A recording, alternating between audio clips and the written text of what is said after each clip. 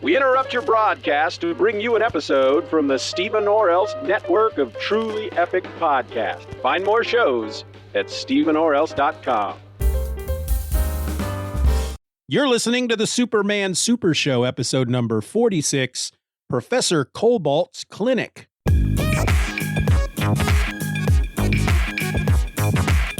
Hello and welcome to the Superman Super Show. I'm a host. My name is Steeven, and 1,000 miles over there to my right is another host, Mr. Ed Moore. Howdy. And how's it going? Hyper says, but okay, so most of my free time is spent reading comic books. Okay.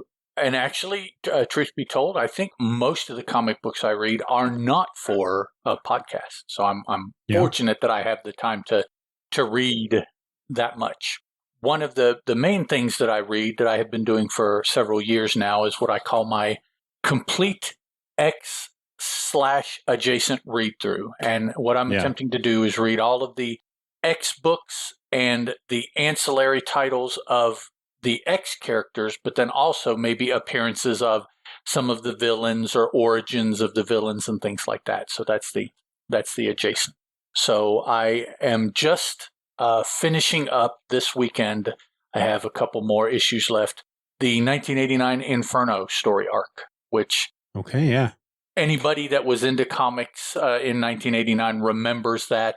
I think my recollection is that was the first multi-book X-Men crossover, which now has become an annual thing, but it was X-Men, X-Factor, and New Mutants. I think it would have been the first one that they actually, because they had the Inferno logo on top of all the books and stuff, but they did have the Mutant Massacre that came before it that went through like X-Factor and X-Men. You're right. I'm sorry. That would have been Thor Power Pack. That's right. Even a Daredevil issue. Mm-hmm. But now this one, Inferno, there's, I think also, if you look, there's like 6 or 8 books that were non-X that also had like 2 or 3 consecutive issues that bore the banner that even in the X books, these other characters never really showed up. So, I mean, they even did their own, mini story in relation. I guess trying to pick up sales by saying, oh, well, we're part of this, even though it's like, well, you weren't, but okay. Was Inferno, was Apocalypse the big bad in that one?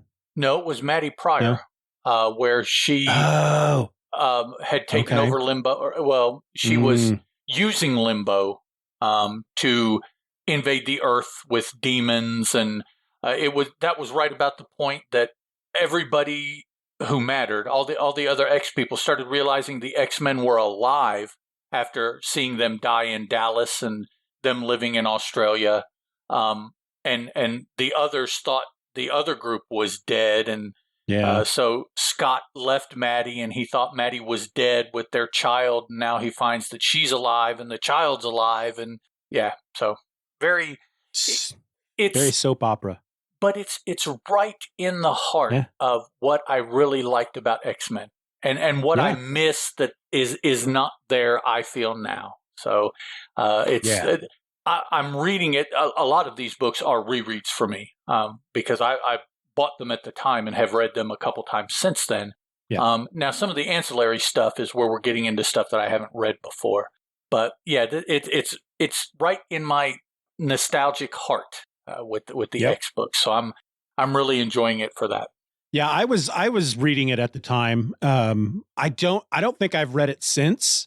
I do have again, whenever Comixology ever does one of their big sales, and they did an X-Men sale, and so I got like Inferno and Fall of the Mutants and a bunch of those from that time for like 6 trades for like $8 or something like that, and they're just sitting there on my digital shelf, just waiting for me to one day crack them open, and hopefully they don't disappear when I'm ready to start reading them. Well, really. Yeah. Twitter and Comixology. Yeah, right. Right. The 2 biggest things comic book fans have right now, and both of them are like, well, yeah, they're kind of. Yep. So, speaking of which, that kind of leads me into what I was going to banter about. Now, the last time we got together to record, at the end, after we finished the last episode and before we stopped being live, we talked about the idea of me doing a Conan podcast. Yes, we did. Well, I did it. There's an episode out there. And I'll tell you what, if I could judge what's going to happen with this podcast, just simply with that first episode, it's going to blow up. Because I have over 300 views, downloads so far. Wow. Now, I think it's because, one of the points that you and Doug had made this last time was nobody's really doing a Conan podcast. So I think that's part of it. I think people are curious. They're like, ooh, Conan. We'll see. The reason really doesn't matter. Yeah, but we'll see we'll see what happens when episode 2 comes up. For those watching live, it's going to go up on Friday. Phoenix on the Sword, really good story. If you're just listening to the episode 2's out already. Go listen to it. Go. It's good stuff. How many versions of that story did you use? Just 2. There was only 2 that I could find. Marvel and Dark Horse. Doug says first episode was great. Thank you, Doug. I appreciate that. Okay, this wasn't one actually based off of a short story that you read or anything like that? No, it is. Phoenix on the Sword is the first published Robert E. Howard Conan story. Okay. And then Marvel did their version of it back in, I think it was like Conan the Barbarian Annual #2 in the 70s. And then Dark Horse did a 4-issue miniseries based off of it in 2012. Okay, and I thought that you said that you were also reading the actual short stories and whatnot as well. Yeah, okay. Yeah. So the first thing I do is I read, because I have an audio book with all of the Conan short stories on them. So the originals. I listen to it, and then I read the comics, and then I go back and listen to it one more time, because they're not very long. When they say short stories, they're short stories. But it's amazing what he can put into one of those, and just how they're really, at least this one was really good. Frost Giant's Daughter, but this one's really good. Well, then that's 3 versions, the actual and 2 comic versions. Okay. Yeah. When I say 2, I just mean comic versions. Right. Yeah. I'm just, I read the original story, and then I see how many times it's been adapted in comic form. So, and both of the adaptations were really well done in their own fashion. So I think it made for a good episode. I would say the one had to be a bit more decompressed in comparison to the other. So Oh yeah, most definitely. That would be one difference there between the 2, but that's not not good or bad, not a judgment, just an observation. And I go into it in the episode, of course, but like I said, this is the first Conan story that was published in 1932 in Weird Tales magazine. Not necessarily the first one he wrote. Right. And Conan is a king in this story. He's already the king, the king of Aquilonia. And it was actually originally a Cole the Conqueror story that he couldn't sell. It got rejected. And so he changed it up. He rewrote it and made it a Conan story instead. And that sold. And the Cole story is out there. They did end up taking the original Cole story and printing it in some collection that I don't have, but I really want to read that at some point. But yeah, I'm kind of having fun. I've already listened to the 3rd story, the Scarlet Citadel, and it's really good. So that's where we're at with Conan. Thanks to you and Doug. Cool beans, man. Glad it's been positive doing that. That's cool. Yeah. All right. You got any more banter? No, I'll save what little I got left for one more episode there. I have one more banter topic, and we'll do that in the next episode. Let's stretch that stuff out now. Stretch it out. Yeah. If I keep talking, then somebody's going to play that music that tells me to leave the stage. Yeah. They're going to play me out. All right. So today we're looking at Professor Cobalt's Clinic which appeared in Action Comics number 26. This was written by Jerry Siegel, penciled by Paul Cassidy, and inked by Paul Loretta. Action Comics number 26 has a cover date of July of 1940, but according to Mike's Amazing World of Comics, has an approximate on sale date of May 23rd, 1940. And let me tell you what happened. This synopsis also comes from Mike's Amazing World of Comics. Professor Clarence Cobalt is denied advertising space in the Daily Planet by the editor. Cobalt is considered to be a quack doctor who takes advantage of the injured people. Clark Kent and Lois Lane are sent to investigate his clinic, where they meet a patient who is given sugar pills instead of real medicine. Lois goes undercover to expose the phony doctor. When Cobalt and his assistant discover the ploy, they kidnap Lois and Clark. While locked in a separate room, Clark uses his powers to escape and rescues Lois as Superman. Then he also steals a safe containing the records of Cobalt's illegal activities. Clark returns to the room without the crooks knowing he escaped. They release him when they see the article Lois has written exposing them. Worried that they become, that doesn't make a lot of sense. Worried that they become exposed, the doctors visit the families of their patients and retrieve the fake medicine from them. Superman contacts the families also and informs them of the scam. Angered by the doctor's manipulation, the families try to lynch Cobalt and his assistant.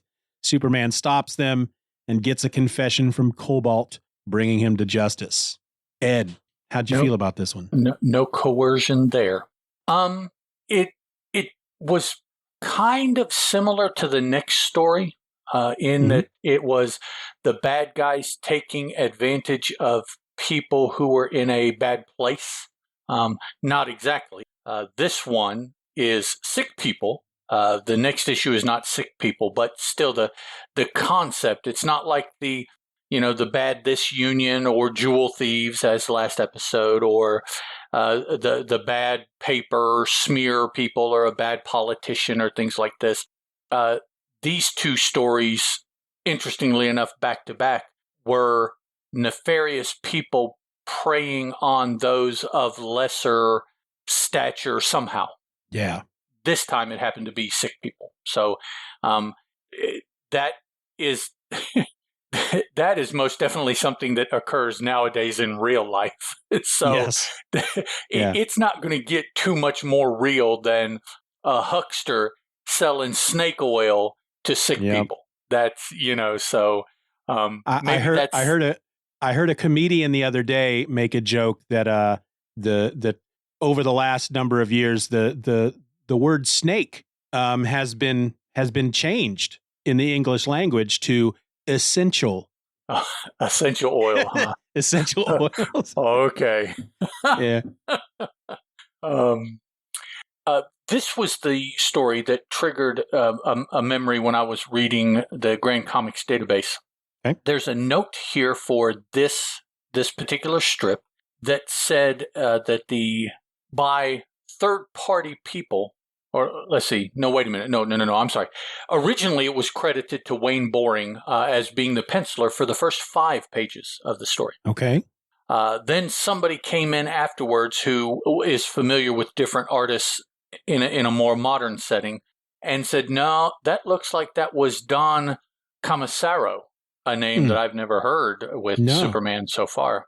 But that same person then went back with some assistance from another person who is very familiar with Superman art, and the Grand Comics database attributes the first 5 pages to Paul Loretta as far as the art.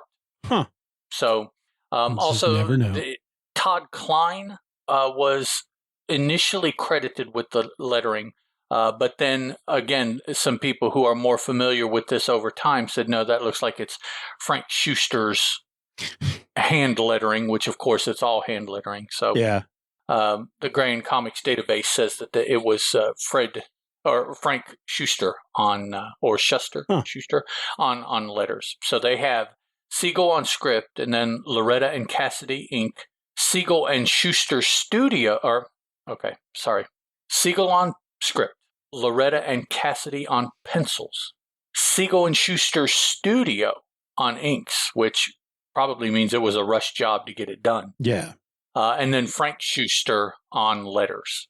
So, and I only point that out because a lot of people who look at that kind of information kind of consider the Grand Comics database as a reliable resource for the information. So somebody else is liable to throw out these names in those situations also talking about this. So who it is, unless you were there, you probably really, and they signed it. We have no way of knowing now, really. So and after learning, that Bob Kane, for example, had a whole studio of assistants that worked for him that would often be the one penciling a lot of those Batman books, but because they were hired by Bob Kane, they were working for him. He was the one who got credited for the artwork. Right. So who is the? There's a big name espionage men's action thriller author whose books. Let's see. The name Clive Kessler came to mind, but that's not it. He wrote the story about the Russian submarine that Sean Connery was in the movie. Oh, Tom Clancy. Yes. If you look now, every book that has Tom Clancy on it has another writer. It's just got Tom Clancy's name on it. Yeah.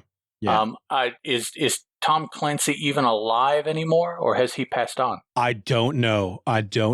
But yeah, I mean, I don't remember how old he would have been back when he was like really popular in the mid 80s. Right. So. Yeah. So he's and he also wrote the Jack Ryan novels. Cool. Yeah. I like Jack Ryan. Yep. Let's see. Yeah, he died in 2013. So Tom Clancy being on a novel now is. I don't know. I guess he's credited for creating the concept, and that's how his name can still be on the novels. I don't know. Yeah, well, he like some authors, all those books that he wrote back then, The Hunt for Red October, Clear and Present Danger, Patriot Games, they all starred. The hero of that was Jack Ryan, and so they were so basically that's the Tom Clancy universe. So that's probably what we got going on now, are just other authors continuing the story in that universe. So yeah, I was a big Tom Clancy fan in like the mid to late 90s. I read some stuff, but I haven't read a whole lot of his stuff. Yeah. I had a job at the time working third shift that was very, you sat at a table and just did things, just connected stuff. And so they allowed us to bring in our Walkmans, yes, with tapes. Ooh. And I listened to just a crap ton of books on tape back then. Okay. Yeah, that'd be an excellent time to do that, for sure. Yeah. So with this story here, do you have any moments that you want to point out as maybe your favorite? My favorite. Okay, let me slide through here. I don't have to look very far. At the very beginning, 1, 2, 3, 4 panels in, we see Clark Kent with a backbone and a set of cojones, which is the first time we have seen that from him. It kind of was in the presence of Lois, I think. Let's see. You don't really know if she's in the room or if she's watching from just outside the room, the other side of the door. I'm not sure how much she saw. But Clark could. She witnesses him throw the guy out. Right, which is kind of the culmination of that scene. Yeah. But yeah, Clark gets mad at somebody. Well, he doesn't get mad. He's protecting somebody is what he's doing. Yeah. And he grabs up a cane that Dr. Cobalt, Clarence Cobalt, has. He's about to strike the editor because he gets so mad at him. And Clark, I guess, is standing right there watching this or listening or whatever, and he rushes in and grabs the cane and breaks it, and then physically throws the doctor and the pieces of the cane out of editor's office there. So yeah, he finally, and you can see, not in an attempt to lose our all ages tag, but the fact is, you kind of see Lois get a little moist there watching Superman. Yes, she's got that look. So yeah, finally, her hero has arrived. Yeah, and I like how, because she's like, my gosh, can it be that I've misjudged you? And he's wiping sweat from his brow with a handkerchief. I guess I was so anchored, I forgot myself.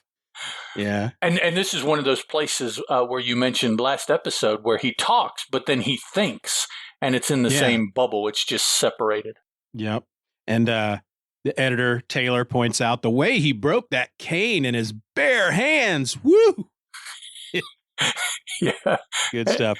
And Professor Cobalt, or Dr. Cobalt, or whatever he is a ridiculous looking individual. Oh, yeah. He's got a big, giant, bushy red beard and big mustache, and he's got those the glasses that just perch on your nose and with a little string hanging from it. To a chain. Yep. He's walking with a cane. And he's there because he wants to advertise his clinic in the Daily Planet, and the editor's telling him no, because you're a quack. We're not going to run your ads. And that's when he gets mad, and he's going to beat him with his cane. And that's when Clark he comes wants to advertise his essential oils, or his snake oil. Sorry. Yeah. Lois, through a lot of this, is wearing a big bow in her hair, which makes her look like a 12-year-old. Is a little different. And we have some coloring issues, too. In a lot of scenes, her dress appears black, but in one scene, it's yellow. Yeah. Yep. So I'm not sure which it's supposed to be. I think actually with the yellow bow, probably the yellow dress would look better than a black dress. But yeah. But this is that was one of my favorite moments as well. I was hoping you were going to say that. Yeah. Right off the bat, you're like, all right, go Clark. But then of course he has to be like, oh. I'm getting the vapors. That's not usually how I am, to try to. Later on, he reverts right back to kind. He and Lois are snagged by the doctors, and he goes right back into his weak fop kind of, personality there that he does. So it was a momentary lapse. Take a look at page 3, panel 2. Okay. It's like a thought bubble. Mm-hmm. Look at all the little dots, though. It's not weird. It's not a string. It's like a cloud of dots. It's like bubbles are actually coming out of his head or something. Yep. Well, they're not used to doing thought bubbles. So yeah. Yeah, and it's at first I thought, oh well, here's another thought bubble, but it's all the word balloons in this story are cloud like, whereas in the previous story, they were all more blocky word balloons, which I'm going to assume that's a letterer thing. I think it is, Yeah, so that was kind of weird. Professor or Dr. Cobalt's assistant is also a ridiculous looking individual, especially when he starts acting tough. Because the moment he starts acting tough, like he's going to beat up Clark or something, I don't remember exactly where it is, but I just like, really? you don't look like a bruiser, but apparently he is. Yeah, no, neither one of them really do. Superman or Clark, however you want to look at it, spent a lot of time and energy allowing the doctors think that he was captive. And he left and came back to that situation several times. And I'm like, just have Superman rescue you and get it over with. Just quit that. See, I like to think that it's not him trying to make sure that these doctors don't know that he's Superman, right? I gotta pretend to still be captured.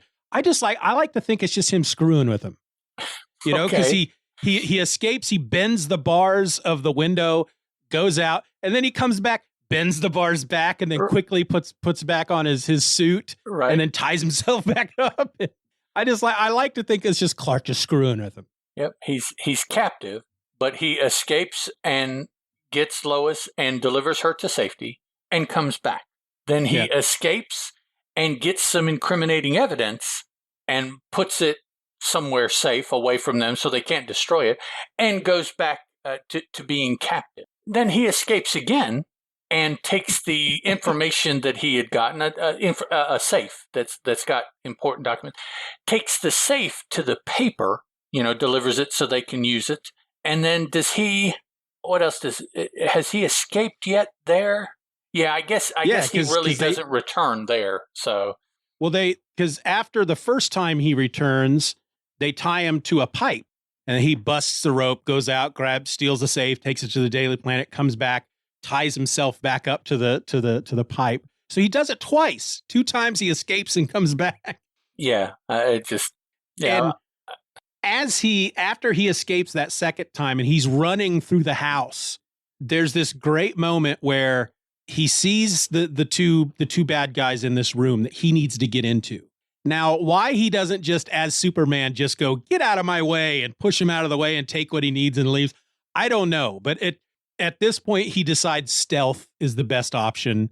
And first of all, these guys have at least 3 different safes in this house. Yeah. The big one that he steals, he takes a small one in this scene and throws it down onto the floor to distract them. They're like, oh, what's that? And as they're leaving the room, he somehow jumps up into the doorway, grabs the top of the door jamb, swings over them without them seeing, and then stands on, I think it's called the lintel above the door, which those are some high ceilings. I was going to say, people nowadays would give big money for this place because of how high those ceilings are, man. Yep. And then, and then that's when he steals the first safe. So he throws a small safe, steals the first safe, but he goes back and takes a third safe that has money in it. Right, yeah. So, Hyper says, doesn't everyone have at least 3 safes in their houses? Well, I guess in 1940, is that when this was? The answer is yes. I have 3 safes if you subtract 3. Yeah, that's me. Then I have exactly 3 safes. I've got 3 closets. Those are my safes, I guess.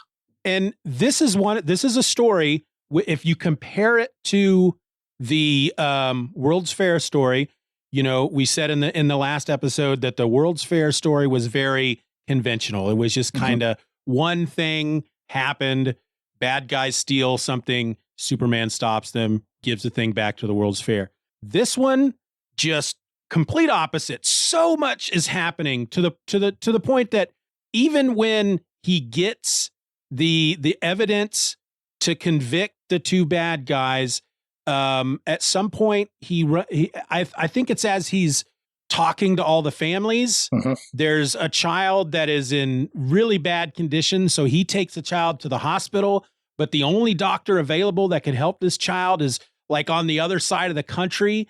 So then he runs there really fast, and it's not even enough that he gets there really fast and gets this doctor, but there's a hurricane at the same time. Right. And a house flies at them in the hurricane and he punches the house out of the air.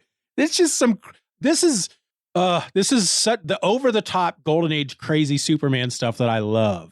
So much so that you have to ask, were these the same writers? Right. I mean, because it's just the stories truly have just a completely different feel to them. Yep. Yeah. And I agree. Not just that, but this story is like the one before World's Fair. So those are similar, and then you have the World's Fair story in the middle of that sandwich that is different. And it's like, so you mean to tell me all 3 of these had the same writer? And I'm just like, I don't see that at all. Yeah, I agree. I mean, it's like because the World's Fair, it's that story sticks out amongst these others like a sore thumb. Yeah. And so not only is it a different artist, either DC came down on Siegel and said, look, this is going to go out to more people because we're selling it at the World's Fair. So we need to, let's just calm this story down a bit. Or they said, we've got somebody else who wrote this. We're going to put it in the World's Fair comic, but since you guys are the Superman guys, we're going to stick your names on it. Right. Yeah, we've got another story we want to use. You keep writing the regular book. Don't worry, we got it covered. Yeah. We'll put your name on it. It's good. Nobody will know. Yep. Nobody will know. It did what? Yeah. Yeah. Okay. Unless you're paying attention, nobody's going to know. Yet, here 2 Menches almost 100 years later are like, that's not the same dude. So, no. So, what about this machine that they put Lois in? A special heating cabinet? The heat machine? Yeah, that was weird. Where did that? Yeah, like you said, it's just like, okay, we have 13 pages. We're going to break it up into, 79 panels, and we have to get as many things in all those panels as we can. And it's just crammed full of, most of this I'm sure is going to turn out to be, just one-off concepts, but it's like, yeah, what? There's a lynching in right? Several panels after that. There's that shocked. I was shocked by that. I was like, what? Legit. Those dudes are dangling from a tree. They're literally there's motion lines around their feet. They're kicking their feet, and oh my god. So yeah, okay. So after all that crazy stuff with him escaping, coming back, escaping again, throwing a small safe, stealing a big safe, taking the big safe to the Daily Planet. And then he goes back to the Daily Planet at one point because he goes to visit one of the families and they can't help him. They don't have the medicine because Cobalt and his man came and took it and destroyed it in front of him. So he has to go visit the other family. So he goes back to the Daily Planet, takes the ledger out of the safe, flips through it really fast. He's got photographic memory. So he's a speed reader and he's got a photographic memory. Yep. And then the kid is sick. He takes the kid to the hospital, runs across the country, gets the doctor in the middle of a hurricane, punches a house. And that's not even the end. No. Then we have Lois put into a special heating cabinet, which is literally a box. It's like this metal box that is about as tall as because her head's sticking out of it, but it's got a glass dome over her head. Like one of those old-timey like steam machines that would open up. Yeah. Or cabinet, that they would like sit in and it would close. Yeah. And there's like these glowing vacuum tubes in the back of it. And then all the families show up. And so Superman isn't the one that saves Lois this time. All the families show up, string the 2 doctors up, and Superman happens to arrive just in time. He basically breaks the branch that they're hanging from. And, they drop to the ground. And then that's when he tells them, look, these people are going to kill you. I will protect you, but only if you confess to your crimes. And they're like, yes, whoa, we did it. Take us away. And again, obviously it had to be a different writer on that other story because that does not give me the same emotional, jacked up, just adrenaline rush that this one does. Now, this did have 3 more pages, but that doesn't account for the difference in the way that the story feels, But but he rescues the 2 guys, but the frantic doesn't stop there. He takes the 2 guys, he knocks them out, he throws them in a Brinks truck. Flies the Brinks truck to the newspaper. Is it the newspaper? No, a police station. And then that's where they have to go in and confess. And then, of course, like every story, it does finish at the Daily Planet with Clark, getting some kind of attaboy for something he did or whatever. But it's frantic. That is the description for what has become the typical Superman story at this point. Other than the World's Fair story, but it's very frantic.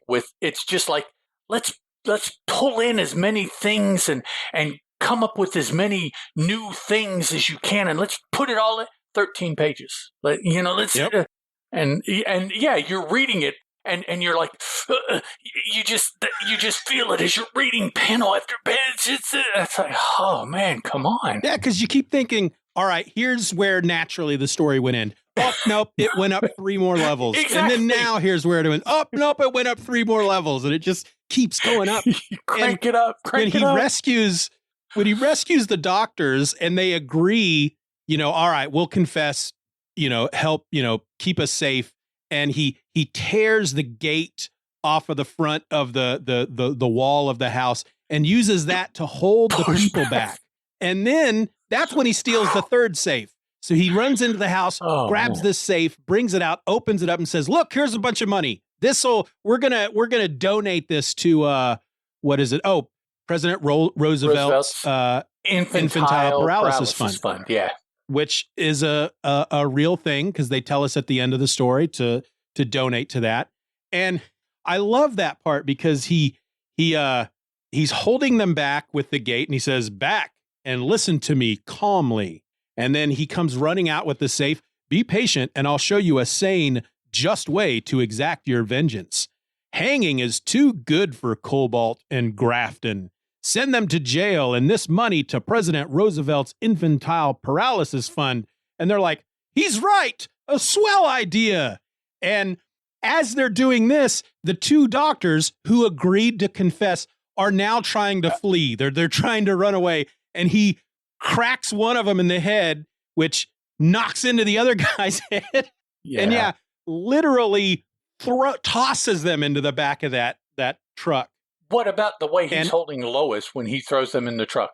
Yeah, he's got her tucked under one arm, and he's throwing the other guys into the thing. He picks up the truck, jumps to the police station, and then as he's jumping away, Lois is like, "Wait, let me thank you." And he says, "Some other time."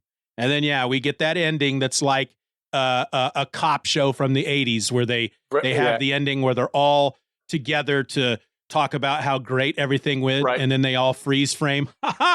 They're sitting at the bar having one. Yeah. So if I was just looking at this one and the story from last week, this one blows last week's away. The art in the World's Fair story, much better. I would love to see that artist do one of these crazy stories. Oh, man. Yeah, that would be awesome. But yeah, this is more like what we're used to with Superman at this point. I'm just looking at that panel again of those two guys hanging from that tree, and I just, I mean, there is no doubt what is going on. I mean, it's not like, well, we're inferring that. No, that is what they want you to understand is happening to those men. By the way, it's drawn. Yeah, because you have the one panel, the families come in, they rescue Lois, and one of them's yelling, "Lynch him! Lynch him!" And then the very next panel is Clark talking to the editor. Right. Sorry, Chief, I couldn't get the medicine. And then, bam, very next panel, two guys hanging from a tree. And I kind of, had I been drinking something at the time, I would have done a spit take because I didn't. The figures are so small in that panel that it's not something that your eye is drawn to the moment you come to that page. So even though it's on the same page as them saying, "Let's lynch him," I didn't see it coming. And so it surprised the crap out of me. Yep. Good story. Good story. Fun. a lot of fun. Yeah. Superman saved two white men. Okay, let me state that. Two white men from lynching. Yep. So they didn't go, some other nationality or something like that. It's like, no, educated. Let's say if they're both doctors, we can assume two educated white men he saved from lynching. And they were very close to not making it because they were already up and kicking. Yeah. Yes, they were. And depending on how it was done, a lot of times what gets them is the neck crack. Right. When they drop. The drop. So, yeah. Those dudes were lucky. Yep. And still they try to run away. That cracks me up even more. It's like, "Hey, he's not looking." And they're kind of shuffling away, But, and then when we get to that very last panel that says, "Help fight infantile paralysis, contribute to President Roosevelt's fund." It's like tonight on a very special episode of Blossom. That's what then how I kind of defined this story was, all right, so they had a purpose behind this, is they were drawing attention to this infantile paralysis syndrome, but in a hugely crazy way. Yeah. I wonder if President Roosevelt read this and went, "What are they doing? Why? I don't want my name associated with this." Yeah, I don't know. That'd be interesting to know if he was ever shown. Mr. President, what do you think of this? They did what you asked them to do. What do you think? Yeah, it's like in the 80s when that whoever it was, it may have even been the government, approached Marvel and said, hey, can you guys do a comic book story about the dangers of doing drugs? Mm-hmm. You know, and then Stan Lee, they did that Spider-Man book and they didn't put the Comics Code Authority on it. It's Hyper Potato says bonus points for the Blossom reference. Yes, thank you. But it's like that. It's, you know, I wonder if the government actually came to DC Comics and said, hey, we need to get the word out about this fund and we're trying to raise money. Can you do a story around that? Yeah. And they were like, I guess we've already got this crazy story that we can just insert this infantile paralysis thing into it, which I meant to look up and I didn't. So I'm not sure exactly what infantile paralysis is. I thought I saw something in there that may have mentioned polio.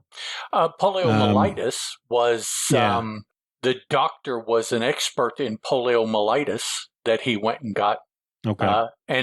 But the girl had paralysis of the chest is what they said she has. And I don't know if back then that was considered the same thing as polio, which I think is what poliomyelitis is. I'm not sure either. I didn't, research all those things. Thinking just to add more points to your Blossom reference, I believe I just read an article where she's been replaced as the host of Jeopardy. Oh, yeah? The headline in the article was Jeopardy gets a new host. I don't know if she was permanent or if something has happened or whatever, but I know she was hosting it there for a while recently, I thought. So I looked up infantile paralysis and it's polio. Oh, okay. Interesting. Yeah, we know virus that can affect the brain and spinal cord. We know that he suffered from it, the president, Yeah, yes, he did. All right. Anything else? I gotta take a rest, man. No, I can't do any more of that. Whew. Need to take a breather. Need to, take calm the nerves, the blood pressure. Yeah. Palate cleanser. Yeah. All right. Well, I want to thank everybody for listening to this crazy episode about this crazy story, and we hope that there will be even crazier stories in the future. But until next week, folks, my name is Steven, and that's Ed, and this was the Superman Super Show. Bye. Bye, guys. You've been listening to the Superman Super Show. Questions and comments can be directed to the Superman Super Show at gmail.com. You can follow the show on Twitter under the handle @SoupsSuperShow. That's @SUPS Super Show. And continue the conversation at the Super Show forum at forums.justanotherfanboy.com. We also encourage you to rate the show wherever available and share this podcast with a friend. All links will be in the show notes. Superman is a copyrighted feature appearing in Action Comics magazine. Holiday magic is in the air at iFly Indoor Skydiving. Imagine unwrapping the experience of flight. iFly is the perfect unique gift for anyone who wants to turn their dream of flying into a joyful reality. It's unforgettable fun for all ages. Save over 35% with iFly's limited-time holiday gift voucher flight packages. Turn dreams into unforgettable moments with the gift of flight. Go to iFlyWorld.com to purchase your holiday gift vouchers. That's iFlyWorld.com. Early holiday savings have arrived at Tanger Outlets. Discover the best gifts from your favorite brands, perfect for everyone on your list. And stack your savings with up to 70% off, plus an extra 15 to 25% off only during Tanger Style.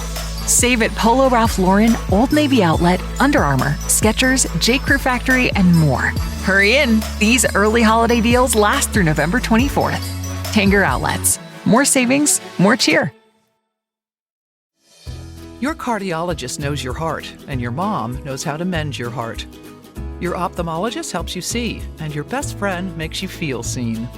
A visit to your physical therapist can heal your shoulder, and a visit to your grandma can heal your soul. Your health is a journey you don't take alone. Just like the people around you, all of us at Kaiser Permanente work together to help care for all that is you. Learn more at kp.org. Kaiser Permanente, for all that is you.